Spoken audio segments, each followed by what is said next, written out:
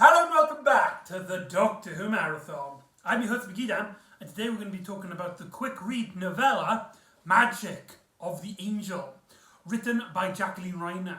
This is the first of the quick read novels to feature the 11th Doctor as played by Matt Smith on the TV series, and by extension it is the first to feature Amy Pond, which is played by Karen Gillan on the TV, and Rory Williams, who plays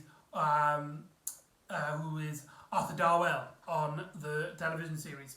So in that sense, kind of a big step, because the quick read novellas were started out in the 10th Doctor era. So this is the first time they continue it on from another Doctor, and this one has a lot of kind of strange connections as well, because at the same time, the main BBC book novels actually featured a story which featured a weeping angel as well, which this story sees the return of, which actually makes it the first time Rory has met them canonically, which is really strange, considering what happens to his character as well as Amy later on down the series.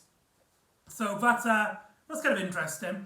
But like I said, that also kind of as well ties into the novel Touched by an Angel, which is a novel featuring this TARDIS crew also meeting a weeping angel. So I haven't actually read that novel. I've heard that one's really good, but I haven't read it mainly because it's a big novel, and I don't usually, read the bigger novels, the quick read ones, which, for those of you who don't know, the quick read novels were designed for people like myself, a more adult audience which have struggled with reading, and make stories which will help a much more older, not like kids, I mean it helps kids as well, but like there's no swearing or like violence in it, but they're mainly focusing on helping people learn to read, essentially.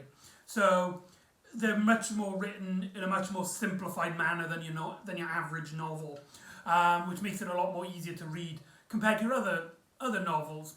And also I'd like to state, because this is the first time that the quick read novels have done a 12th, 11th Doctor, story, and by extension the first era in the Stephen Moffat era, there's something that this story does that makes it feel instantly like a Stephen Moffat era. The callbacks. There are so many references. The story actually even starts off with the Doctor, Amy and Rory going onto a tourist bus, and the Doctor's basically going around explaining, it's like, oh yes, do you remember that time when it was a big satellite, when London Eye was a big satellite to stop an army of shop window dummies back in 2005? Also, there was that time where an alien pig drove a spacecraft and crashed into Big Ben. Clearly big references, of course, to Series 1. There's also, to get ahead of myself, there's also a scene in which the 12th Doctor wears the 3rd Doctor's costume, and Amy Pond wears Zoe Harriet's silver suit, silver cat suit. So yeah, that's one of the main things of the Stephen Moffat era. There's a lot of callbacks. There's a lot of, ooh, look at this thing you recognise. But I think for here it does kind of work. This is not supposed to be you take it seriously. You're not supposed to have take it stuff seriously in the fact that there's all of these plot elements and ideas that it's tackling. It's supposed to be mainly a bit of fun, and on that extension, I think the story does extremely well, especially when we get into the gritty, the main meat of the story.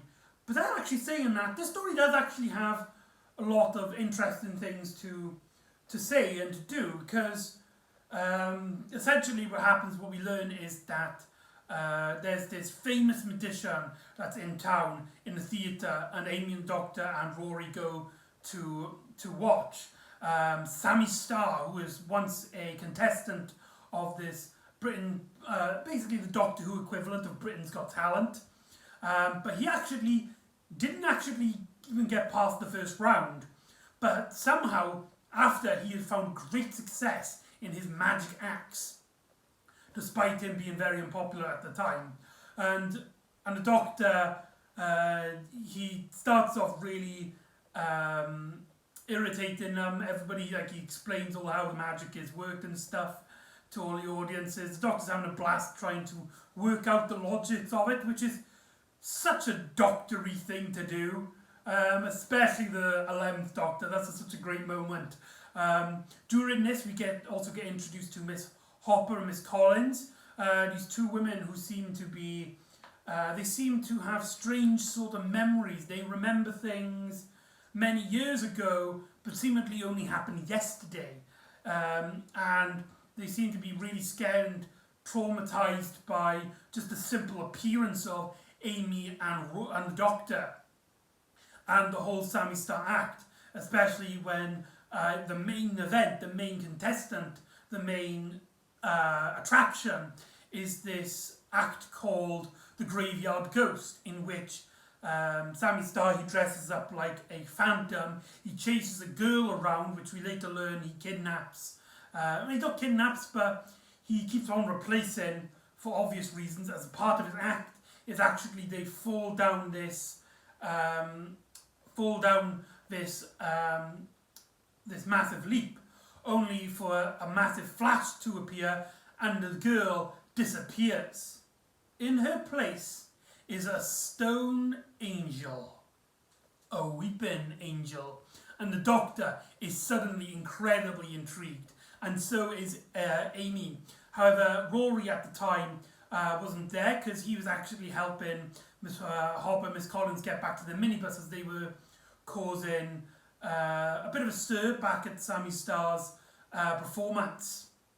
And so Rory kind of has this subplot where he befriends these two old ladies. He doesn't get along with, on face value he gets along, but in his head he just can't stand this woman that looks after them. This woman who basically treats them like they're idiots, as if like they're childlike mind, but in actuality they were actually girls that were kidnapped by Sammy Star many years ago from their point of view, and they were taken by the angel and found themselves on the dawn of VE Day, where they celebrated, and they basically lived out their lives. And this story does a fantastic job at pacing the characters. Each character of the main crew gets something to do, but this is mainly a Rory story. And what I think is really cool is when you read this book in the chronological order, in which, by the way, this story takes place straight after, from our character's point of view, after the girl who waited. And Rory in here is kind of put in a similar situation. It's never actually mentioned in the story about the girl who waited, but it is kind of interesting to see Rory is kind of put in a very similar situation here. He sees these two old ladies that they're gonna get kidnapped by the angels. Rory quickly learns when he meets them again in the old people's golden, I think it's called the Golden Palace Old People's Home. He basically learns that at this point in time they have not, at least Miss Collins, she actually hasn't been taken yet. She is still also a young girl out there somewhere, as she remembers meeting the Doctor and Amy many years ago, after she ran away from her home because her father basically got rid of her dog, and she was really upset by that. So she ran away. She struggled to find work, and so she befriended Sammy Star and got the job as one of his assistants, not knowing that she would be zapped into the past. And Rory, though he is in this dilemma, he is like, right, we could do something that we can fix. However, he's kind of learned from his past experiences through Amy and the girl who never was. Again, the story never actually mentions this, but it's just really interesting in watching and reading this story back to back from that story, as it feels heavily connected. Rory makes this kind of vow with the Doctor that, right, we know for a fact we cannot change time. One day, the they're going to find the girl and she's going to get zapped into the past. But we can stop this from happening. We can stop Sammy Star from taking any more girls and sending them back into the past. I also like how confrontational the Doctor is to Sammy Star. He basically, first of all, he's kind of clowning around. Very second Doctor-y, where the Doctor gives us this really bombastic, almost idiotic performance for everybody, where actually he makes sort of plans in the background. In the story, the Doctor and Amy basically become contestants for a magic act. They're basically stating that Sammy Star is going to do this massive theatre, this massive event, and basically whoever wins this contest can basically have their act shown in front of the out the front of the Doctor Who equivalent of Britain's Got Talent, and they have this really fun moment where the Doctor basically and Amy, which is where their costumes come in because they need to dress up for the occasion, they basically pretend to do a escape act where the Doctor's hanged in chains and Amy locks him in a box and she has to stall for time. But in actuality, the Doctor actually uses his sonic screwdriver to easily break out, and he actually instructs Amy to put it on the trapdoor, which the Doctor noticed when he was watching the theatre earlier on in the day. So he can go around and snoop around for that Weeping Angel, which has been kept in a box in Sammy Starr's locker room. But at that point, the Doctor meets up with this girl, I believe in it, like Alice Ryans, something like that. And she is, she's kind of shocked, and she's like, "What the hell are you doing in here? How dare you even interrupt my performance? I'm trying to get ready for the main event, for the main attraction." And it's here simultaneously with Rory and the Doctor. They basically learn that something else is happening. The contest might be a prize for something that's a few days away. And the Doctor states we have about 3 days until we can stop the Weeping Angel from taking any more girls. However, it turns out in secret, Sammy Star will be recording. Well, I say secret. It's basically to public knowledge, but the Doctor, Amy and Rory only just now finding out that they're actually going on telly. Sammy Star's actually going to perform his Graveyard Ghost act on television on a special live episode of the Doctor Who equivalent of Britain's Got Talent. But it struck Amy. An image of an angel becomes that self, an angel. And all of a sudden, the stakes into the final half of the novel goes from a small little adventure where the Doctor, Amy and Rory have stopped this criminal from using the angels to take a few girls to impress people, to the angel basically overnight having the ability to take over the world, where angels will pop up everywhere and absorbing thousands upon thousands of people on the planet almost instantaneously. That is a big jump in terms of stakes, but the story does it so naturally, and the fact that it does tie into the ideas that were shown in the two-parter Flesh and Stone and Time of the Angels, it just means that this story is very well equipped into knowing what it's dealing with in terms of the narrative and the flow of it. Now, there are some great scenes with the angel. However, the angel itself is mainly a henchman, shall we say, for the Sammy Star villain. And as for Sammy Star, he's a really great villain in the sense that he eats every scene, he chews every scene he's in.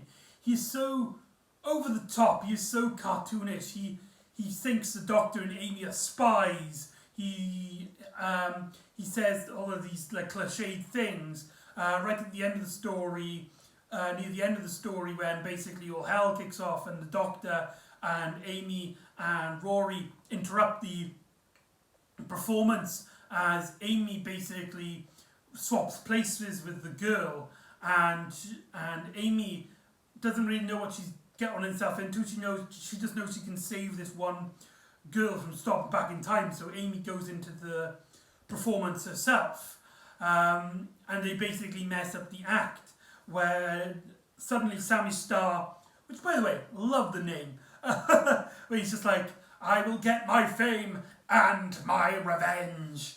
The character is written in such a cliched manner that if a lot of people might dislike the character, I completely understand that. However, for me, I think he's just cheesy enough, just silly enough, just over the top enough that he's such a fun character. I mean, every time he's in, he's so clearly the bad guy that it's really hilarious. It's really funny. I also really like the scenes where we have the judges of the contest basically at the Magic Act contest with the Doctor and Amy, and later on with the Graveyard Ghost Act, and they basically like treat everything as if it's garbage, and they're like not surprised at all, even when Amy gets a ridiculously large item out of a ridiculously small bag. Basically, it's Time Lord technology, it's bigger on the inside, and they don't even seem to react. And Amy's just like, one of the greatest wonders in Earth's history has just happened in front of their eyes, and they are absolutely clueless. They are absolutely clueless. I love the inner monologues of Amy in those scenes. I feel like out of the three of the main members, Amy gets the short stick here. The Doctor essentially takes over the role of investigating Sammy Starr straight on, and Amy is used as his essentially assistant and distraction, and Rory is basically used in the narrative to get information and have this bond and this friendship with the two old ladies, and he basically helps them to come with terms with what's happening now, and from their point of view, their distant past. And that stuff is like probably the more interesting stuff.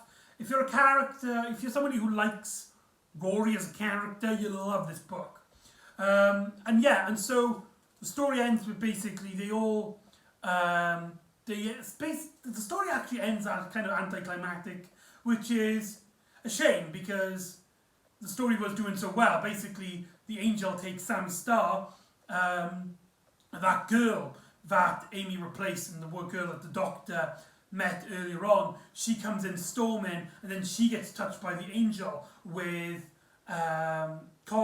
Miss Collins basically screaming in fear as she's basically witnessing herself from the past getting taken by the Angel. That was her from the long distant past. And she gets taken, and she basically turns into herself from the past and grows into modern now. So I really like that concept and that idea. Doctor basically makes the Angel look into a mirror, which then duplicates itself, making two angels. And then the Doctor basically he goes back in time a bit, and he makes a deal with construction workers there to never take these eyes off these angels and place them outside in Trafalgar Square, and make them basically look at each other constantly so that they cannot escape. Great plan and all, but what about people taking photos there? What about tourists that take selfies on their cameras with the stone angels? The Doctor has still essentially doomed the world in that regard. But yeah, overall, this is a pretty decent story. Probably the third, maybe the fourth best Angel story after Blink and Fallen Angels. But yeah, sadly the weakest bit in my opinion is the Angel itself.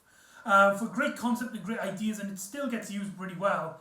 It's hardly in the story, and it's mainly used as plot contrivances for the character of Sammy Starr, and it's mainly the interactions between Rory and the elderly, and the Doctor and Sammy Starr, where the story really thrives to the point where I actually think this is the best of the quick read novels.